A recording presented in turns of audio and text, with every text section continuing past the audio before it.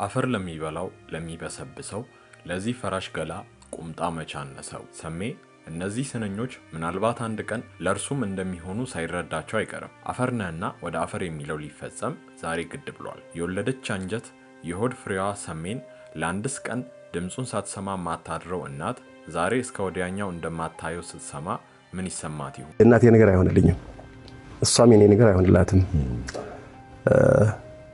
ጠዋት ከእንቅልፌ ስነሳ የመጀመሪያ ስራዬ ፈጣሪን አመስግኜ ስልኬን የምነካው እናቴ ጋር ነው።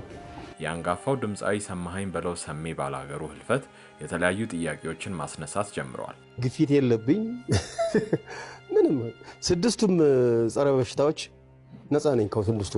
የደም ግፊት፣ የልብ ኬዝ ሆነ የትኛውም በዝምታ የሚገል አንድስ እንኳን በሽታ የሌለበት ሰው በድንገት እንዴት ሰውነቱ ከርቶት እስከ ወዲያኛው ሊሄድ ይችላል የሚለው ጥያቄ አሁን የሰሜ አድናቂዎች ሁሉ ወደ መሆን መጥቷል። ይመርመር ይጣራልን የሚሉ ድምጾች ከሚዲያዎች አልፈው ከላይ ያሰማናችሁ የሰሜን ጤንነት የሚያውቁ አድናቂዎች ሁሉ ሆነዋል። በሌላ በኩል ባለፈው ጥቂት ወራት ግሎ ኢትዮ ቱርኪ በሚባል ተቋም ክብደቱን ለመቀነስ እየሰራ እንደነበረ ተነግሯል። በዚህም ይህ ግሎ ኢትዮ ቱርኪ ተቋም ለሰሜ ባላገሩ ህልፈት እጁ እንዳለበትና በህግ መጠየቅ አለበት የሚሉ ድምጾች ተበራክተዋል። በአንድ ሳምንት ውስጥ እንግዲህ 4 ኪሎ ቀንሻለሁ። ለመሆኑ በአንድ ሳምንት 4 ኪሎ መቀነስ ይቻላል? ቢቻልስ በምን አይነት ሁኔታ ነው? ለሌሎች በሽታዎች ሰሜ እንዳይጋለጥ ምን አይነት ትሪትመንት ተደረገለት? 7 ሳምንት ህክምና 10 ኪሎ ቀንሻለሁ። በ7 ቀን 10 ኪሎ የሚያስቀንስ የህክምናው አይነት ምንድነው? ሐኪሙስ ማን ነው? መታወቅ አለበት። እንኳን በ7 ቀን በ7 ወር ይህን ያህል የኪሎ መጠን ለመቀነስ በጣም አስቸጋሪ እንደሆነ በሚታወቅበት ሁኔታ ምን አይነት ህክምና ቢደረግለት ነው የሚል ጥያቄ ያስነሳል። የተጠቀመውስ መድኃኒት ምንድነው? በሰሜ አሟሟት ጋር ተያይዞ ይህ ግሎ ኢትዮ ቱርኪ የሚባል የህክምና ተቋም በርካታ ጥያቄዎች እየተነሱበት ይገኛል። በስፋት እንመለከታለን። እንደሚታወቀው ሁሉም ነገር ሂደት እንደሆነ ይታወቃል።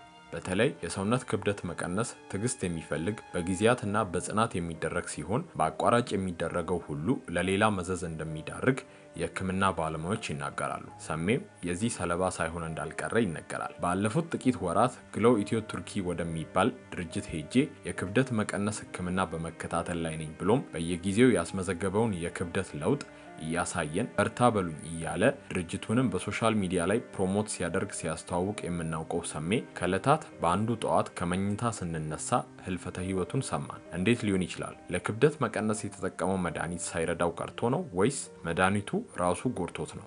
ወይስ በህክምና ምክንያት እየተከሰተ የነበረውን የክብደት መቀነስ ልክ በህክምና ክትትል የተገኘ አቺቭመንት አስመስለው ማስታወቂያ ሲሰሩበት ሌሎችንም ሊያጠምዱበት ሲሯሯጡ የከረሙት? ይህንን ነገር በቸልታ የምናየው መሆን የለበትም። አሁንም ቢሆን ለሞት ያበቃው የጤና ችግር ማብራሪያ ያስፈልገዋል። ዝም ብሎ በደፈናው ብቻ ባደረበት ህመም በህክምና ሲረዳ ቆይቶ ከዚህ ዓለም በሞት ተለየ የምትለው የተለመደች ዜና እረፍት ስሜት አትሰጥም ሲሉ በተመሳሳይ መልኩ በህክምና ዘርፍ የተሰማሩ የሰሜ ባላገሩ አድናቂዎች ይናገራሉ። ስለዚህ በአጠቃላይ ይህ ተቋም በአግባቡ መጠየቅ ያለበት ተቋም ነው። በሌላ በኩል ሰሜ በቅርቡ በገዛ ጓደኛው ህልፈት ተጠይቆ ተከሶም ነበር። ለመታሰር ትኬት ቆርጦ ከአሜሪካ የተመለሰው ሰሜ ባላገሩ ድምፃዊ ሰማኸኝ በለው ሐምሌ 7 ቀን 1994 ዓ.ም ከሌሊቱ 10 ሰዓት ላይ በአዲስ አበባ በአምቢስ ድልድይ አካባቢ መኪና ሲያሽከረክር አደጋ ደርሶ ነበር። በአደጋው ወቅት አብሮት የነበረውና የታዋቂው የግጥምና የዜማ ደራሲ ግሩም ተስፋዬ ህይወት አለፈ። በቸለተኝነት መኪና በማሽከርከር የሰው ነፍስ እንዲጠፋ አድርጋል የሚል ክስ ተመሰረተበት። ፍርድ ቤቱ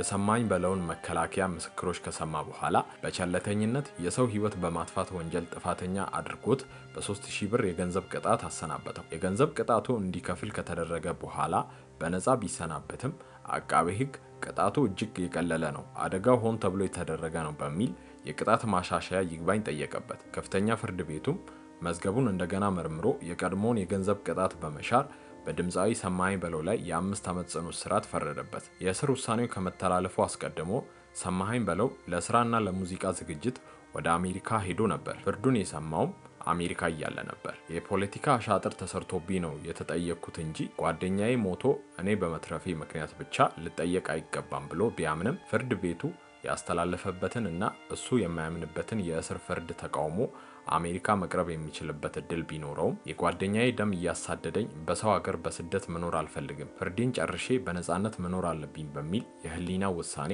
በራሱ ፍቃድ ወደ ኢትዮጵያ ለመመለስ ወሰነ። ሰሜ ሳይውል ሳያድር የአውሮፕላን ትኬቱን ቆርጦ ወደ አገር ቤት እንደተመለሰ በቀጥታ ወደ ተፈረደበት እስር ቤት በፈቃዱ ገባ። ይሁን እንጂ ሙሉውን 5 ዓመት አልታሰረም። በእስር ቤት ውስጥ በነበረው እጅግ መልካም ስነ ምግባር ኪነጥበብ ክፍል ውስጥ ለሰጠው ከፍተኛ አገልግሎትና እስረኞችን የሙዚቃ ትምህርት ሰጥቶ በማስመረቅ ባበረከተው ቀና አስተዋጽኦ የይቅርታ እድል አግኝቶ ከ2 ዓመት ከ6 ወር እስራት በኋላ በነጻ ተለቋል። እንዲህ ያለ ሞራል የነበረው ተወዳጅ ከያኒ ነው ያጣ ነው። ሰሜ ከመደበኛ በላይ የሆነ ውፍረቱ ይህ ነው የተባለ የጤና ችግር እንዳልፈጠረበት ለምሳሌ ስኳር፣ ግፊት የመሳሰሉትን ከ1 ዓመት በፊት ተናግሮ ነበር። ከቅርብ ጊዜ ወዲህ ደግሞ ውፍረቱን ለመቀነስ የተለያዩ የሕክምና ዘዴዎችን ሲከታተል የቆየ ሲሆን ጥሩ ለውጥ እያመጣ መሆኑን ከሰሞኑ በማህበራዊ ሚዲያዎች ላይ ራሱ ሲገልጽ ነበር። ሰኞ ሰኔ 8 ጠዋት ላይ በርካቶችን ባስደነገጠና ባልተጠበቀ ሁኔታ በህመም ምክንያት ከዚህ ዓለም በሞት መለየቱ ተሰምቷል። የመጨረሻ ሰዓታቱን በተመለከተ ልጆቹን ዋቢ አድርጎ የገለጸው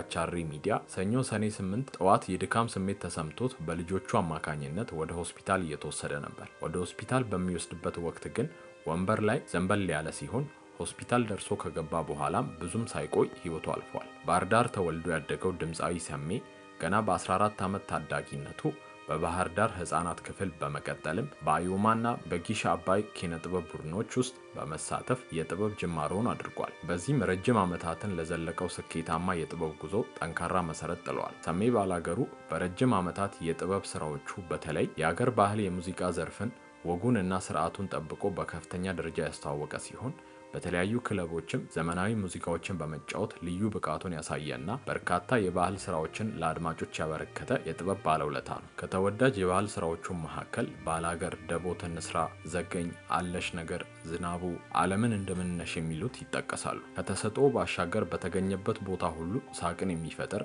እጅግ ተጫዋች፣ ቀልድ አዋቂ እንዲሁም በመልካም ስብዕናው ይታወቅ የነበረው ሰማሃኝ በአንድ ወቅት 3 ነገር እወዳለሁ፣ ሀገሬን፣ ትዳሬን እና ስራዬን በማለት መርሁን ገልጾ ነበር። ከ35 ዓመታት በላይ በዘለቀው የትዳር ህይወቱ የ4 ልጆች አባት የነበረው ድምፃዊ ሰማሃኝ በለው ሰሜ ባላገሩ በሰራቸው ውብ የሙዚቃ ስራዎች ሁልጊዜም ይታወሳል። የሰሜ ባላገሩ ስርዓተ ቀብር ማክሰኞ ሰኔ 8 ቀን 2018 በቡልቡላ መድኃኔዓለም ቤተክርስቲያን እንደሚፈጸም ቤተሰቦቹ አሳውቀዋል። የኢትዮጵያ የባህል ሙዚቃ ድምጽ የነበረው ድምፃዊ ሰማሃኝ በለው ከዚህ ዓለም በሞት መለየቱን ተከትሎ ድምፃዊ ቴዲ አፍሮ የተሰማውን ጥልቅ ሐዘን በይፋዊ የትስስር ገጹ ገልጿል። ድምፃዊ ቴዲ አፍሮ በመልእክቱም በተወዳጅና በልዩ ዜማ ስልቱ ስንወደው በነበረው ድምፃዊ ሰማሃኝ በለው ህልፈት የተሰማኝን ጥልቅ ሐዘን እየገለጽኩ ለቤተሰቦቹ፣ ለወዳጅ ዘመዶቹና ለመላው የኪነ ጥበብ ማህበረሰብ መጽናናትን እመኛለሁ ብሏል። ቴዲ አፍሮ አክሎም ሰማሃኝ በለው የባህል ሙዚቃውን በአንቱታ ያገለገለና በኪነ ጥበብ ዓለም ትልቅ አሻራ ጥሎ ያረፈ ሰው መሆኑን በማንሳት ነፍሱ በገነት ትረፍ፣ ኢትዮጵያ ለዘላለም ትኑር፣ ፍቅር ያሸንፋል በማለት መልእክቱን አጠናቋል። የድምፃዊ ሰማሃኝ በለው ህልፈት የኢትዮጵያን የሙዚቃ ኢንዱስትሪ በታላቅ ሐዘን ውስጥ የጣለ ክስተት ሆኗል። አርቲስቱ በተለይም በባህል ሙዚቃ ዘርፍ